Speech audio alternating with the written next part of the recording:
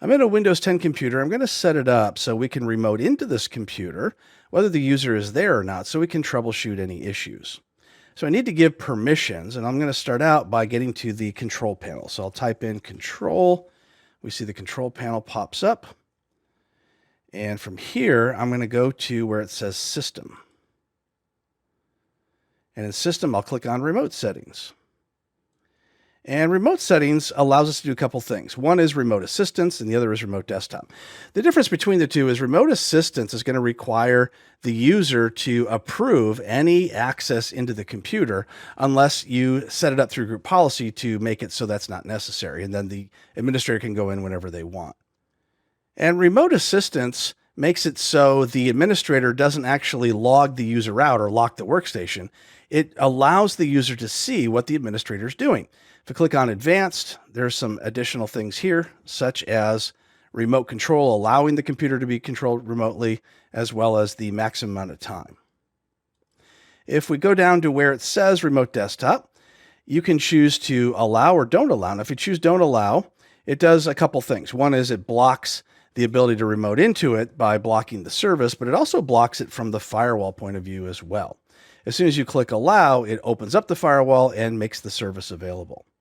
If you check the box for allow connections, that's only a good idea if the computer from which you're remoting in from is on the same domain as the computer you're remoting into.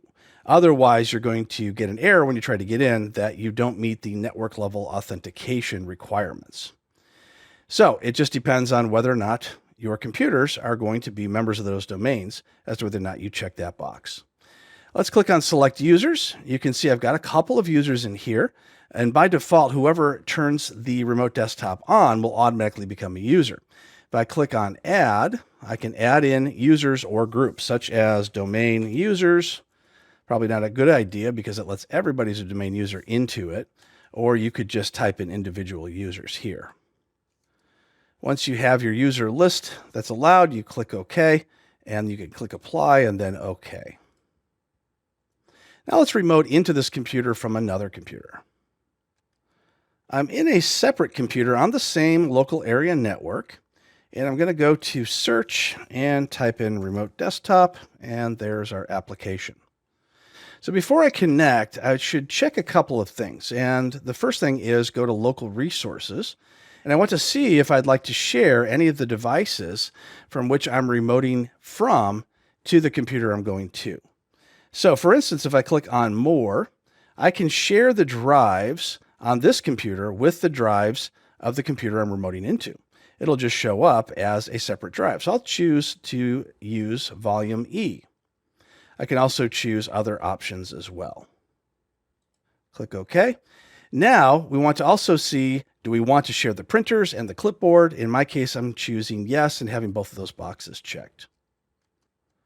I can also allow Windows key combinations, as you see here, and I can allow audio as well. Under General, I'm going to type in either the name of the computer or the IP address. I'll choose the IP address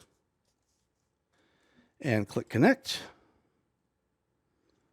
And I'm going to log in as the administrator because we know the administrator has access. Here's where you get a certificate, and typically you would just click Don't Ask Me Again, that you trust that certificate. And that's the built-in certificate that comes with it. And now we can see I'm remoted into the computer that I configured for allowing in remote desktop. And I can use any one of the applications here, or the start menu, etc. And I can also copy and paste from my original computer that I remoted from into this particular virtual machine and vice versa. Configuring remote desktop in Windows 10 allows administrators and users to log in to troubleshoot or fix issues or be usable by the computer owner from another location. I'm going to review some of the common troubleshooting techniques that we can use for remote desktop. We not only have administrators remoting into users and servers, computers using remote desktop, but we also have the users themselves that are remoting into servers, such as a remote desktop server in application mode, or into their own computer in the office from their home office. So let's take a look at what can go wrong and how to fix it. If I go to my search box, I'll type in remote desktop, And we'll take a look at some of these settings. I'll click on Show Options. And the first thing I want to look at is that Display tab. If the user logs in and they don't get the full screen, this is why. You want to make sure that the slider bar is all the way off to the right. Otherwise, they'll get a windowed experience and you'll have to move the mouse around just to get where you want to be. The other thing we want to look at is the box for use all my monitors for the remote session. So as soon as you check that box, you see that the display configuration gets grayed out. And that's because what it's going to do is it's going to use the full screen of all the monitors on the computer from which you're remoting in from.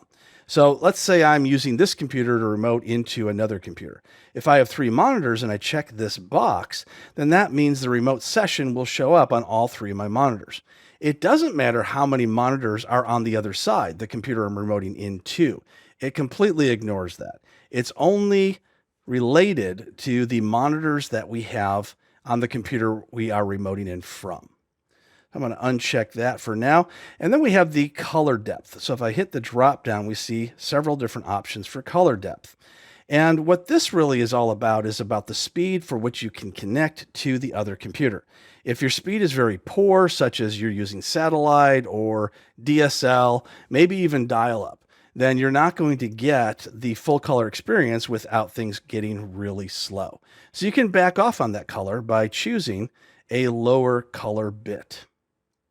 Of course, the colors won't look quite as good, but you'll still get the color. You'll just get a faster experience by backing off on it.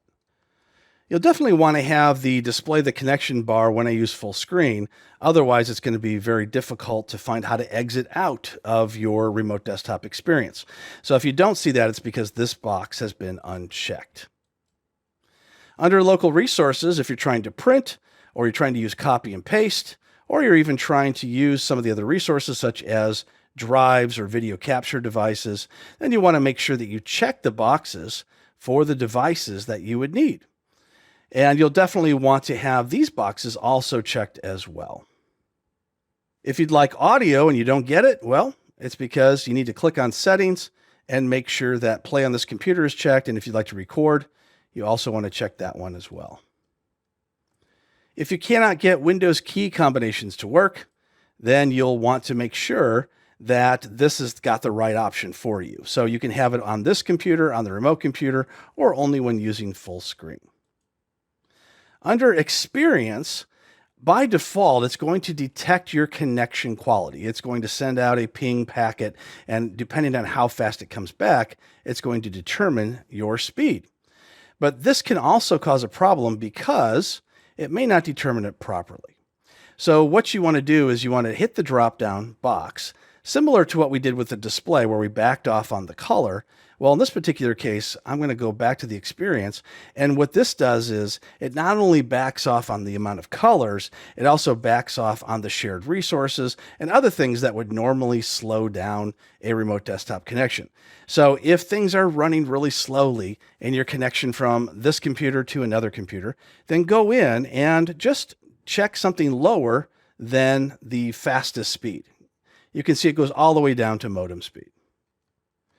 You may also have an issue where you have a super fast speed, but it's not showing all the colors. Well, that could be because someone had made that change or you did by accident, and you need to bring the speed back up again.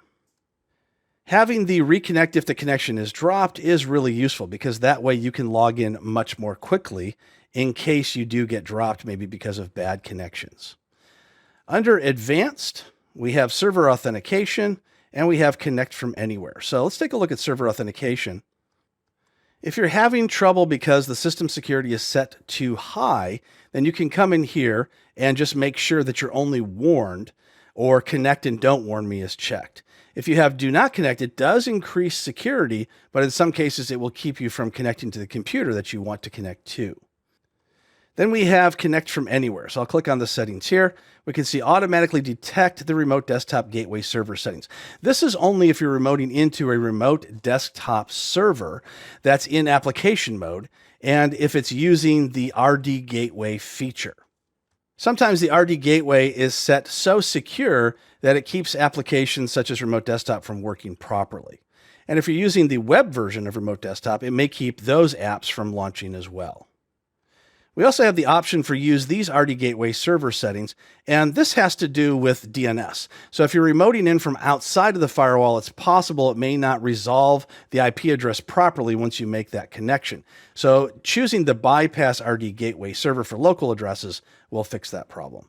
And you can also choose to do not use the RD Gateway server if it's set as an option in the remote desktop server. If it's set for mandatory use, then you'll have to choose one of these top two options. Another thing to check for would be the firewall. So I'm going to type in Windows Firewall. And we get Windows Defender Firewall with Advanced Security. We want to make sure the port for 3389 is open. So if I click on Inbound Rules, and I scroll down to the R's, we see both Remote Assistance and Remote Desktop is running. So if any of these are set to not enabled, so if I choose to disable the rule, then you'll need to go back in and enable it. And if you're still having issues from the outside, but you're not having any issues from the inside of the local area network, then it could be the firewall that you have between you and the internet. So you'll want to make sure that port 3389 is open between the outside and inside of your connection. Remote desktop is usually fairly trouble-free, but slow or unreliable internet connections and changed settings in the remote desktop application can cause issues for remote users.